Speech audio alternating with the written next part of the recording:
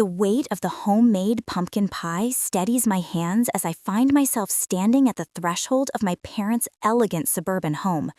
Through the leaded glass panels flanking the front door, I catch a glimpse of a vibrant kaleidoscope of movement, 24 relatives mingling beneath the warm glow of my mother's cherished crystal chandelier. For a fleeting moment, the thought of turning around crosses my mind, driving back to my apartment where I could spend Thanksgiving with a frozen dinner and the distraction of mindless television. But then my father catches sight of me through the glass. "There she is!" His voice booms as he swings open the door wide. "Our number cruncher has arrived!" I muster a smile and step inside, the rich aroma of sage and roasted turkey enveloping me like a warm embrace. Suddenly, my simple dress, a modest knee-length piece in deep teal, feels woefully inadequate amidst the festive glitter of my mother's home. "Oh, you brought dessert," my mom exclaims, accepting the pie with a perfunctory kiss on my cheek. Her eyes dart past me toward the driveway. "Is that all you brought?" "Just me and the pie," I reply, attempting to keep my tone light. "Made from scratch." Dad pats my shoulder proudly. "Skylo works with numbers. Very stable job, always punctual." The compliment lands like a backhanded slap. Always punctual, always reliable, always boring. Variations of this have echoed throughout my life. Mom's phone chimes and her face brightens. "That's your sister. She's running a little late, 30 minutes and counting." I murmur something, but no one notices as I am gently shuffled toward the living room where relatives cluster with drinks and appetizers. Uncle Warren raises his glass. "The accountant arrives! How's life balancing those books, Skyla?" "I'm an internal auditor, actually," I correct him, accepting a flute of champagne from a passing tray. "And business is..." Conversations come to an abrupt halt mid-sentence. Heads turn toward the entryway as my sister makes her entrance. Marissa glides in, a full 30 minutes late, looking as if she stepped straight off a magazine cover. Her camel Max Mara coat, which I recognize from last month's Vogue, drapes elegantly over her shoulders. The Prada handbag dangling from her wrist likely costs more than my monthly rent. "Sorry I'm late," she announces, her tone betraying no hint of remorse. "The traffic was absolutely brutal." Mom rushes forward, her face lighting up with the kind of pride she rarely shows when introducing me. "Look stunning, sweetheart." She gently strokes the sleeve of Marissa's coat. "Is this new?" Marissa beams. "Just picked it up last weekend. The color called to me." "You work so hard," Mom gushes. "You deserve to treat yourself." I swallow hard, draining my champagne glass in one swift gulp. The irony stings worse than the bubbles as I reflect on Marissa's lack of a steady job for the past 3 years, bouncing between consulting gigs that somehow never last but always come with impressive-sounding titles. Dinner is announced before I can make my escape for a refill. I find myself seated between Cousin Lauren and Uncle Warren's new girlfriend, whose name I've already forgotten. Across from me, Marissa holds court, regaling the table with tales of her latest business venture involving social media and luxury brands. "Skyla," Lauren turns to me during a lull, her voice lowered. "I've been meaning to ask you something about my student loans. The interest is killing me, and I wondered if you might have some advice about restructuring." I lean in, genuinely pleased to be of help.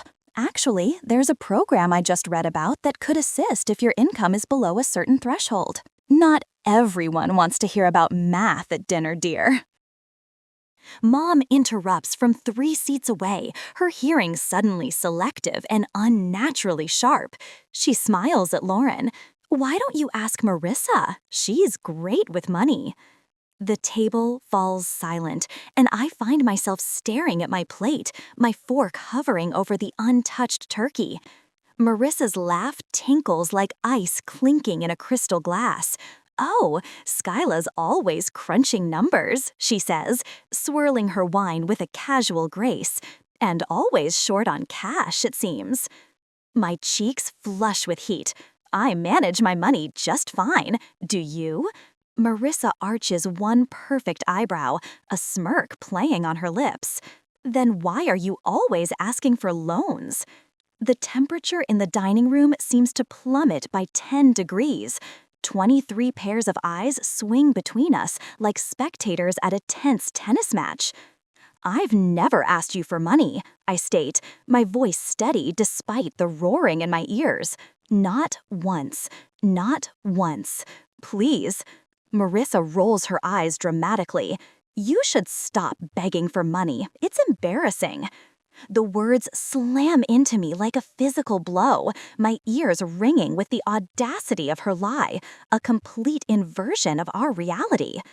No one speaks up. No one defends me, not even our parents, who know exactly which direction the money flows.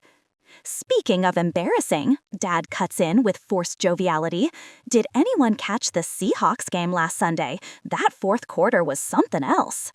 Just like that, conversation lurches forward, leaving my humiliation behind like roadkill no one wants to acknowledge. I sit frozen, transported back to when I was 10 years old, emptying my piggy bank to help buy Marissa a dance costume. "Your sister needs it more than you do," Mom had said, patting my head. "She has the recital coming up. You're the practical one, Skyla. The practical one, the responsible one, the one expected to sacrifice." I excuse myself when dessert is served, slipping away to the powder room. My hands tremble as I lock the door behind me, but my mind has never felt clearer. I pull out my phone and open my banking app, staring at the 5 recurring payments linked to various accounts bearing Marissa's name. 5 years, totaling $52,800, an average of $880 every month. Car insurance, credit card minimums, personal loan payments. The evidence of my sister's financial vampirism glows on my screen, displayed in neat, organized rows exactly as an auditor would maintain them. Without a moment's hesitation, I select each payment and cancel them all. One by one, confirmation messages flash across the screen. Recurring payment canceled, recurring payment canceled, recurring payment canceled, recurring payment canceled, recurring payment canceled. I splash cold water on my face, blotting it dry with one of Mom's decorative guest towels before returning to the dining room. My pumpkin pie sits at the center of the table, slices missing from its once perfect crust. "There you are," Mom says, her tone bright. "We started without you." "That's fine," I reply, sliding back into my seat, a strange calmness washing over me. I'm not really hungry for dessert anyway. My phone vibrates in my pocket, confirmation notices from my bank. The cancellations are complete. "More coffee, Skyla?" Dad offers, pot in hand. I smile and extend my cup. "Yes, I think I'll have a second helping." For the first time in 5 years, I will not be paying for my sister's life tonight. For the first time in forever, I am choosing myself. And it feels like the first breath after nearly drowning. Numbers don't lie, people do. The next day, the morning light filters through the blinds of my modest one-bedroom apartment as I open my laptop at the small desk wedged between the kitchen and living room. The coffee maker gurgles in the background, its familiar rhythm steadying my hands as I begin creating a new spreadsheet. Payment history, Marissa Cole. I type in the header, my fingers moving with the precision that makes me valuable at work. Each keystroke feels like reclaiming a piece of myself. I pull up my banking records, methodically copying every payment made to my sister over the past 5 years. The spreadsheet expands, row by row, an archaeological dig through my financial sacrifices. 3 separate credit card payments each month, the personal loan that was supposed to be just until her commission comes through, car insurance for the luxury SUV she absolutely needed for client meetings that never materialized. The total appears at the bottom of the column, $52,800. The number sits there, accusing me, not of generosity, but of gullibility. Nearly $900 every month funneled silently to maintain Marissa's carefully constructed facade. I save the document to 3 separate cloud locations. Evidence secured, I allow myself another sip of coffee. My phone vibrates again. The screen lights up with Marissa's name for the 16th time since dawn. I silence it without reading the message, but the notifications keep coming. Something's wrong with the payments. Call me now. Did you change banks? Payment failed. What did you do? The credit card company called. Fix this. Auto pay declined. Call me back. Insufficient funds. What's happening? The messages escalate from confusion to panic to rage, punctuation multiplying with her desperation. 15 calls, over 30 messages in just 24 hours. I place my phone screen down and continue working. By mid-afternoon, the inevitable happens. My mother's name appears on the screen. I answer on the third ring. Skyla, what's going on? You're refusing to help her with something. Her voice carries that familiar note of disappointment, as if I'm 10 years old again, selfishly keeping my birthday money instead of sharing. I've been paying her bills for 5 years, Mom. My voice sounds different, steadier than it's ever been when speaking to my mother. She told everyone yesterday at Thanksgiving that I begged her for money, so I stopped. A sharp intake of breath follows. That's not what she meant. You know how Marissa gets when she's nervous. She exaggerates. It wasn't an exaggeration. It was a lie, and everyone believed her. You're being dramatic. Family helps family. I helped for 5 years. That's $52,800 of my money. A long pause ensues. Then I hear rustling as the phone changes hands. Skyla, it's Dad. His voice sounds older suddenly. What's this about money? Your sister says you've cut her off without warning. Did she tell you why she needs my money every month? She's been having cash flow problems with her business. You know that. Dad, she doesn't have a business. She hasn't had steady work in 3 years. Another long silence stretches between us. You've changed, he finally says. You used to be kind. The words strike deeper than I expected, but clarity rises to meet the pain. I haven't changed, I reply. I just stopped letting people use my kindness as their safety net. The shocked silence that follows tells me they've never considered our family dynamic from this angle. The call ends awkwardly, with promises to talk about this later, words we all know mean, hope you come to your senses. I've barely set down my phone when it rings again. Lauren, hey, just checking in.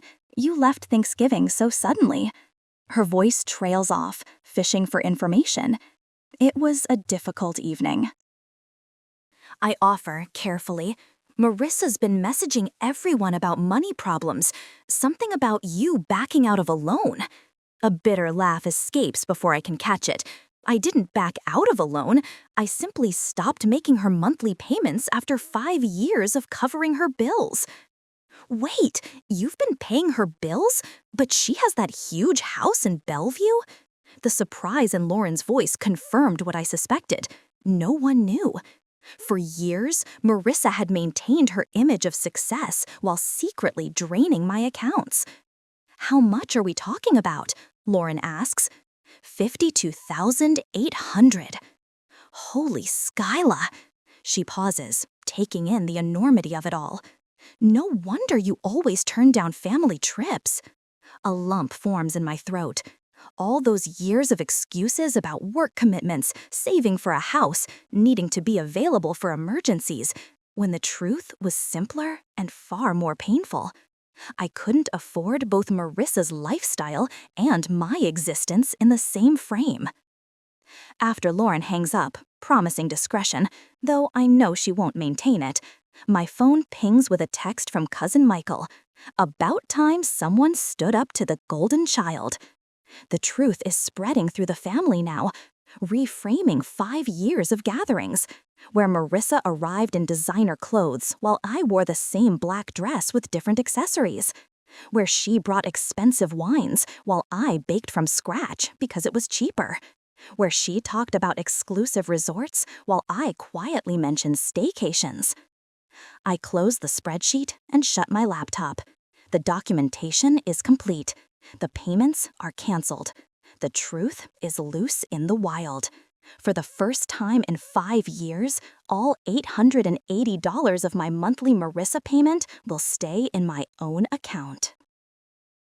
The thought doesn't bring the satisfaction I expected, just a hollow kind of relief, like finally removing a splinter that's been embedded for far too long.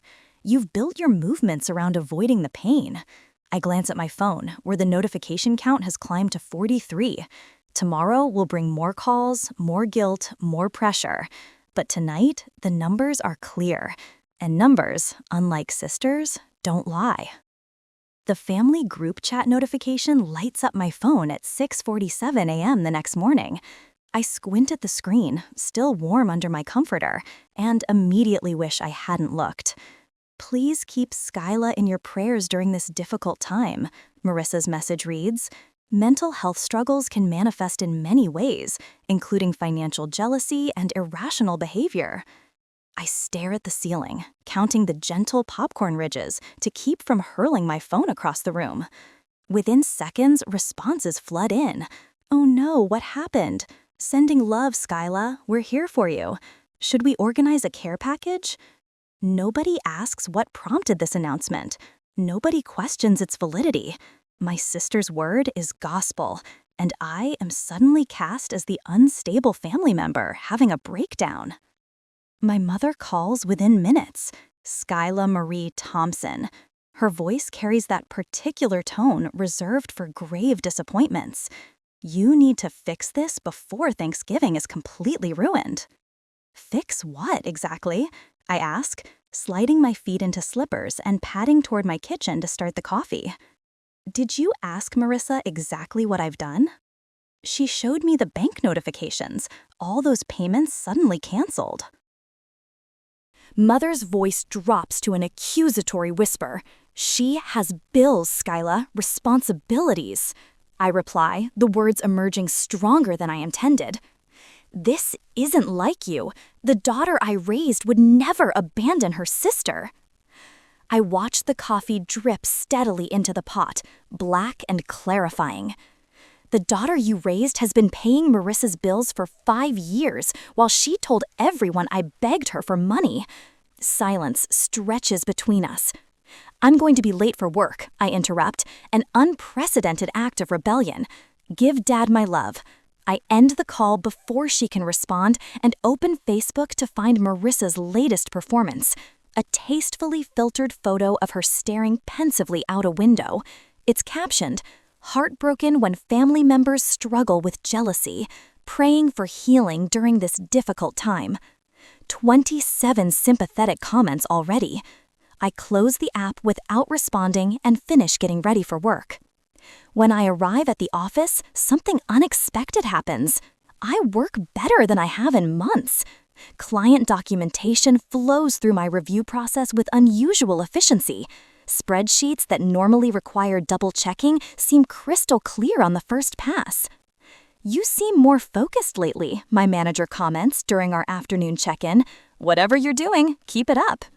What I'm doing is keeping an extra $880 a month in my bank account and sleeping through the night for the first time in years.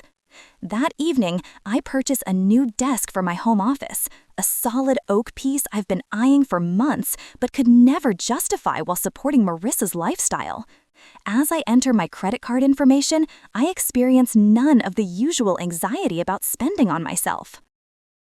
No mental calculations about how this purchase might affect my ability to cover Marissa's car insurance payment or the minimum credit card payments. I realize I've been living below my means, not out of frugality or wise financial planning, but to fund my sister's excess.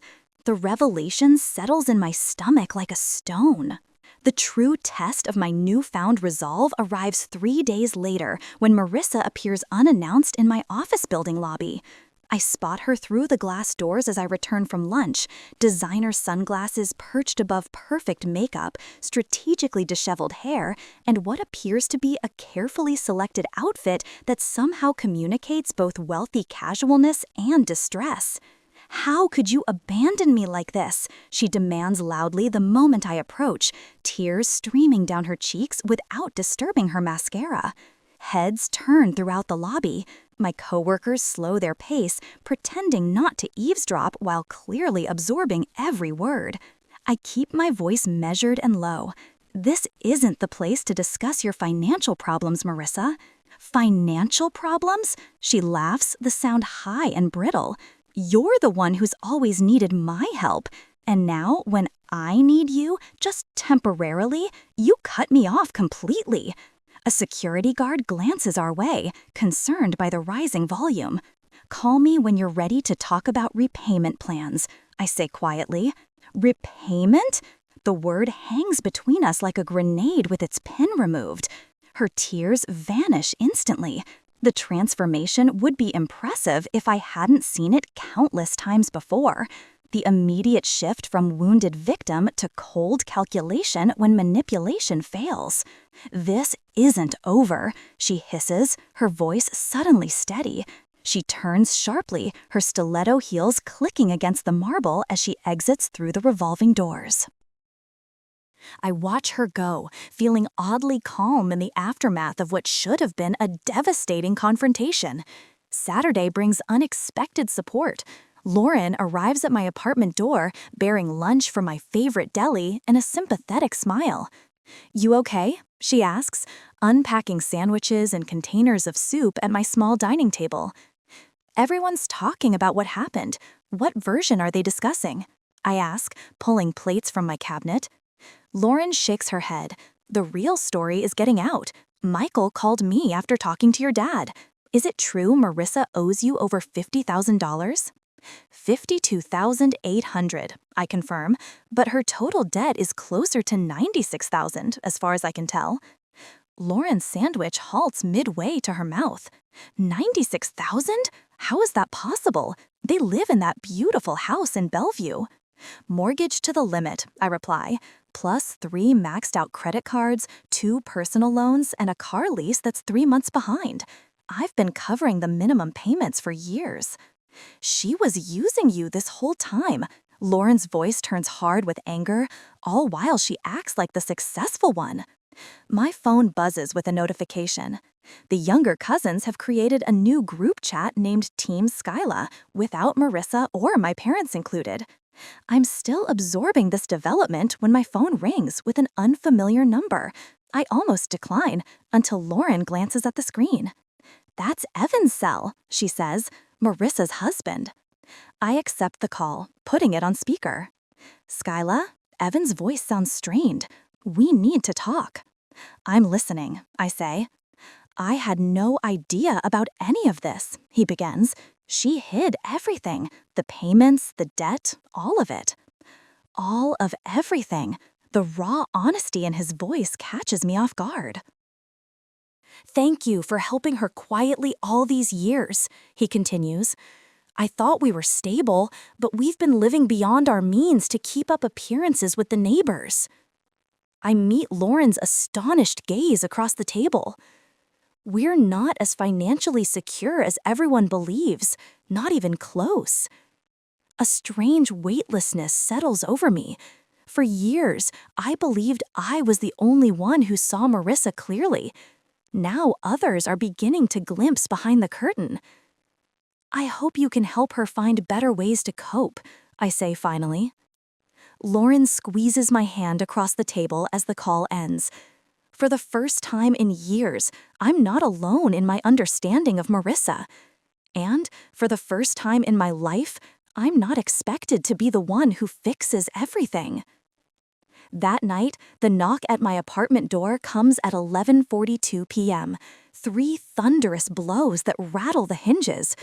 I know who it is before I even peer through the peephole. Marissa stands in the harsh hallway light, her arms wrapped around herself. Her hair hangs limp around her face, not a trace of makeup visible.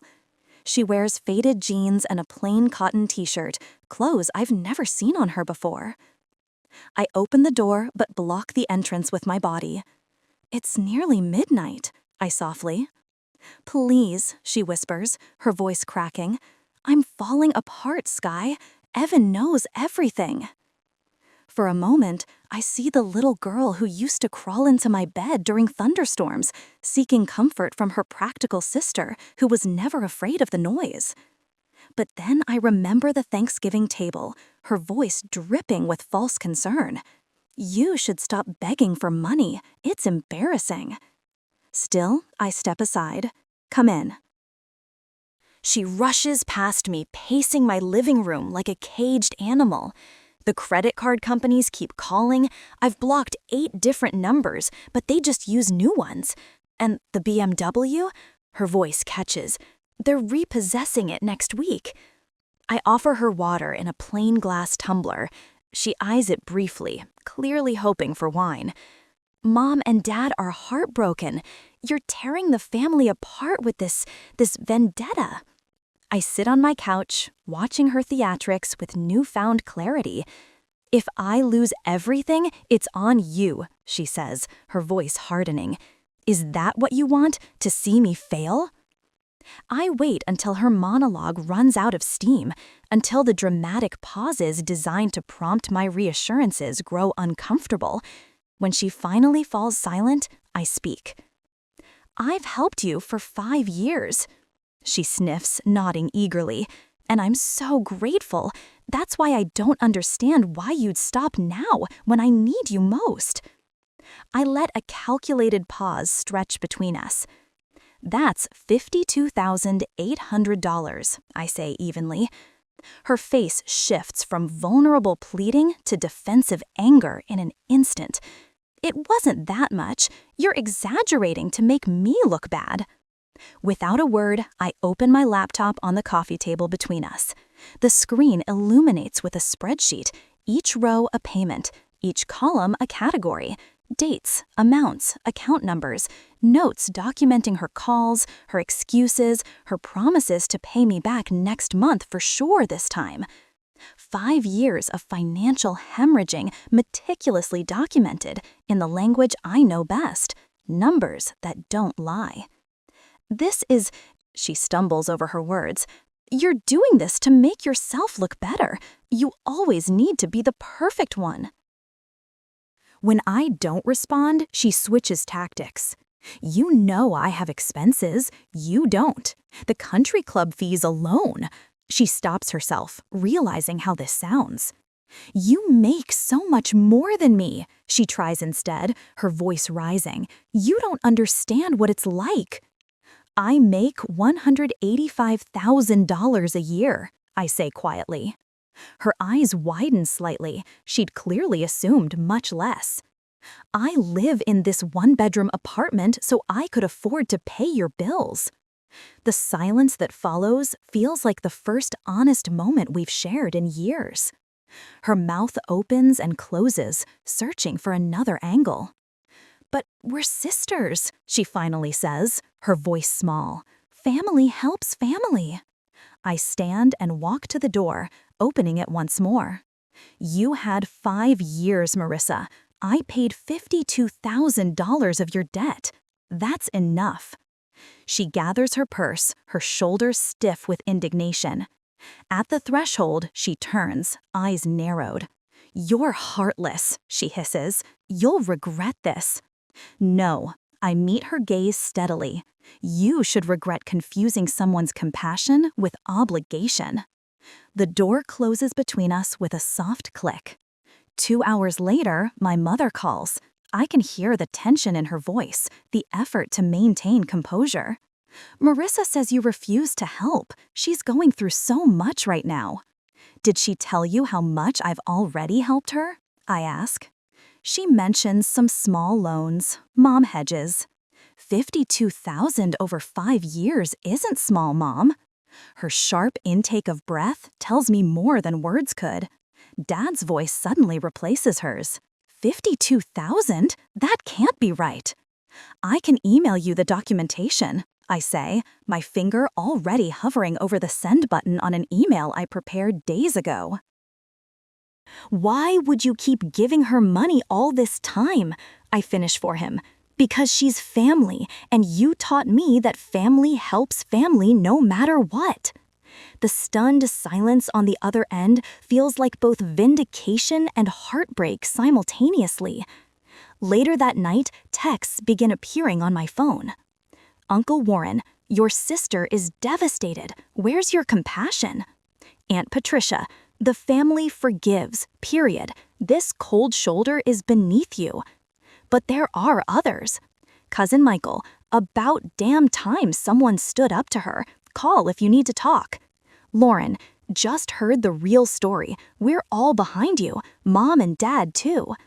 My phone pings with a notification from our extended family group chat. I brace myself for another barrage of guilt and pressure, but instead, I find an unexpected message from Evan. Thank you all for your concern. Marissa and I are working through some financial difficulties that have come to light. We ask for your understanding. And, Skyla, thank you for your past support. It wasn't acknowledged properly. The traditional family hierarchy, with Marissa at its glowing center and me orbiting as the reliable, practical moon, has begun to fracture. Thanksgiving dinner has become the dividing line in our family history, before the truth and after. My father calls back, his voice subdued. I've been looking at these statements you sent. All these years, you've been, he trails off, unable to complete the thought that his golden child has been lying while his practical one has been sacrificing. We should talk, he finally says. Maybe Sunday dinner? Not yet, I answer, surprising myself with the boundary. Of course, he replies quickly, too quickly. Whatever you need. The words sound strange coming from him, really from anyone in my family. Whatever you need has never been the priority before. I curl up on my couch, wrapped in the quilt my grandmother made, the very one Marissa always claimed was too old-fashioned for her taste. My apartment feels different tonight. Not larger or more luxurious, but somehow more mine. For the first time in 5 years, the weight of secrecy and obligation has lifted. The money that once funded Marissa's carefully curated life will now support my authentic one. On my coffee table, the spreadsheet still glows on my laptop screen. 5 years of payments, each one a brick in the wall between who I was and who I'm becoming. I close the laptop, and the room falls into darkness, save for the gentle city light filtering through my blinds. Tomorrow will bring more calls, more family members taking sides, more pressure to return to my familiar role. But tonight, in the quiet aftermath of finally speaking my truth, I find something unexpected: peace. A week later, the text from Evan glows ominously on my phone screen. Family meeting, our house, tomorrow at 2. Just parents, you and a few others. This needs to end. I stare at the words for a full minute, my stomach tightening. In the week since I confronted Marissa in my apartment, the family has fractured into opposing camps. Mother still calls daily with tearful pleas. Father has retreated into uncharacteristic silence. Cousins message their support or condemnation, depending on which version of events they believe. What surprises me most is Evan's sudden involvement. In 6 years of marriage to my sister, he's always remained pleasantly detached from family drama. When I arrive at their home, remarkably smaller than what Mother had led everyone to believe, Evan opens the door before I even have the chance to knock. His normally easygoing expression is replaced by something harder, more resolute. "Thank you for coming," he says, his voice low. "This won't be easy." The living room feels like a courtroom awaiting trial. Mother and father sit stiffly in matching armchairs, while Uncle Warren occupies one end of the sofa beside Aunt Patricia and grandmother, whose presence signals the gravity of the situation. Marissa is nowhere in sight. "Where's—" I begin. Evan interrupts, gesturing toward the empty chair, clearly positioned as the focal point. "Please sit."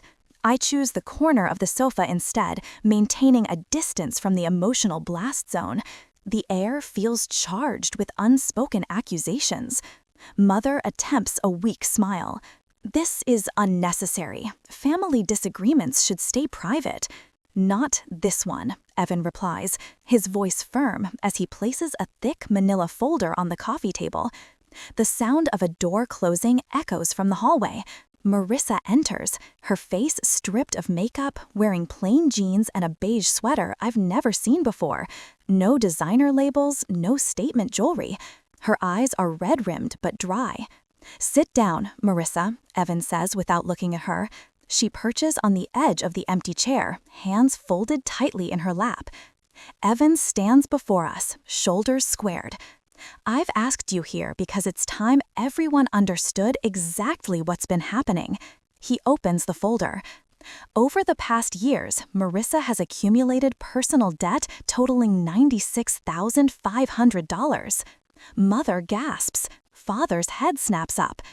That includes the $52,800 that Skyla has been paying in secret for 5 years. The money that Marissa claimed came from a trust fund set up by Grandmother. Grandmother's sharp intake of breath cuts through the room. I never set up any such thing, I realize now. Evan spreads credit card statements across the table, revealing regular purchases from Nordstrom, Saks, Neiman Marcus, designer clothes, jewelry, handbags, items meant to maintain the illusion of success while we were quietly drowning.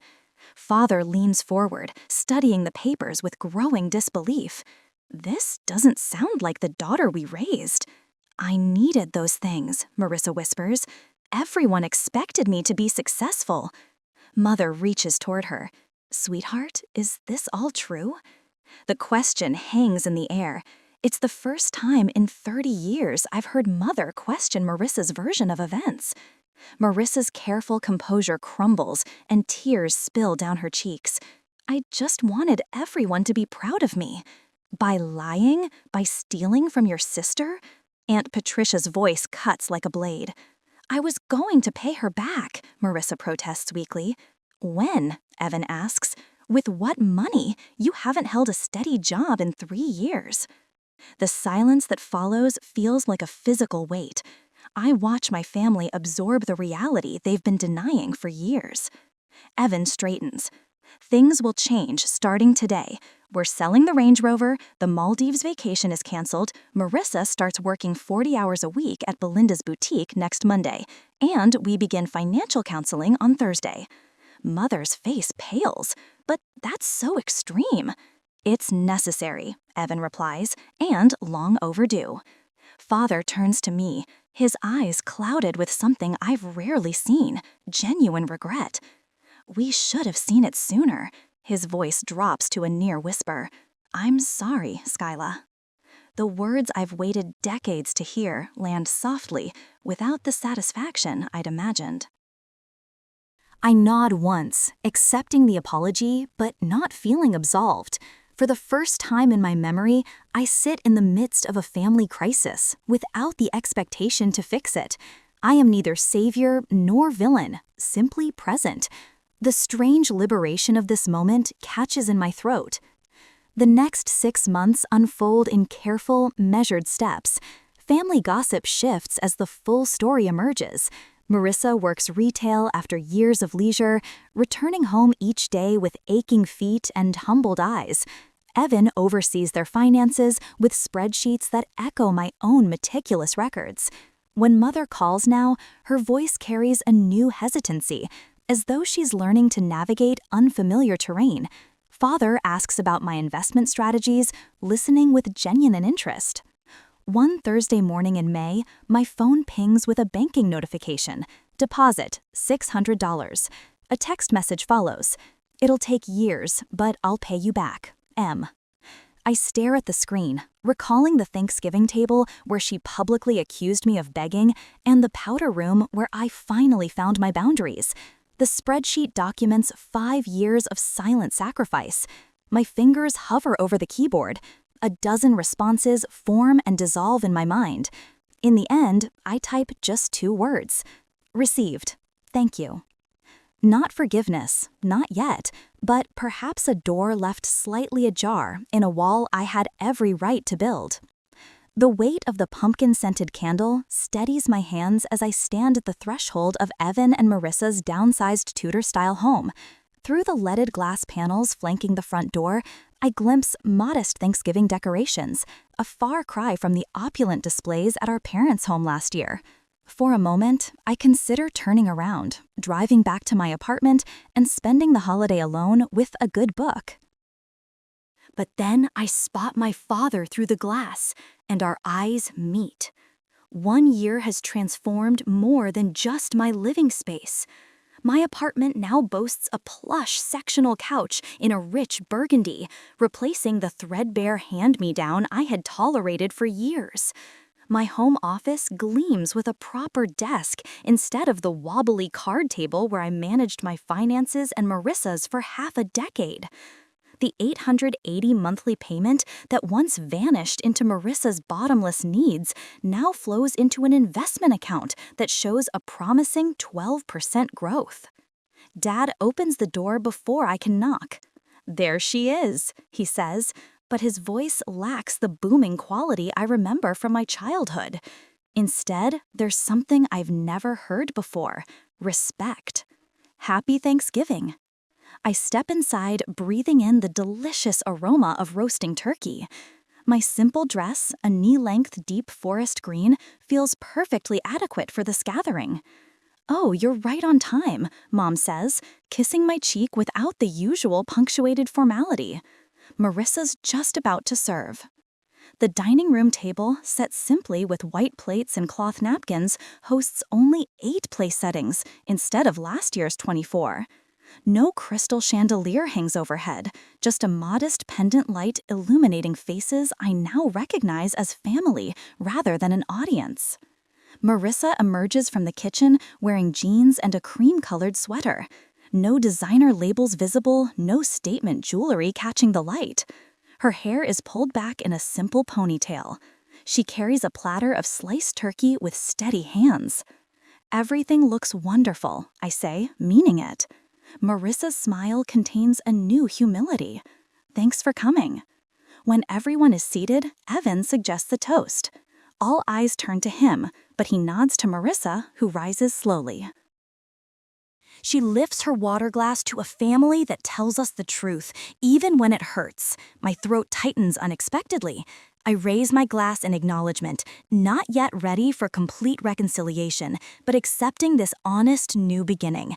Throughout dinner, conversation flows without the usual facades. Uncle Warren discusses his recent heart surgery without minimizing its impact.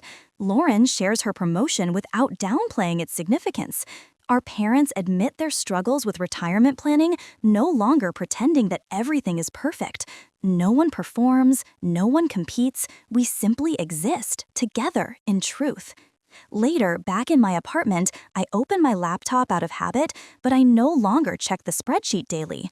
12 payments have arrived consistently from Marissa, each one exactly on time. I scroll through my phone, deleting old pleading messages from her that I had saved as evidence. They are no longer necessary armor against gaslighting. The truth has emerged and settled like dust after a storm. Opening my journal, I write 52,800. If she were a stranger, I would have stopped years ago. But she was my sister, or at least I thought she was. I pause, considering what has changed. The monthly deposits from Marissa aren't just financial restitution.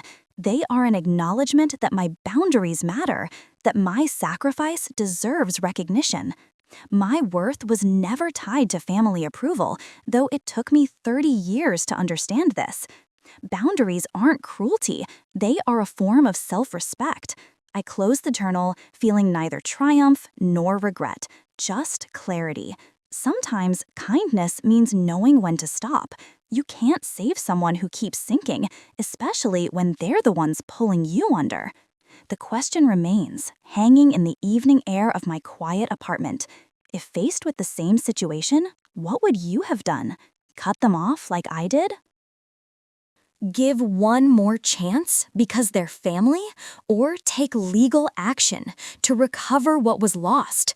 Where do you draw the line between helping and enabling?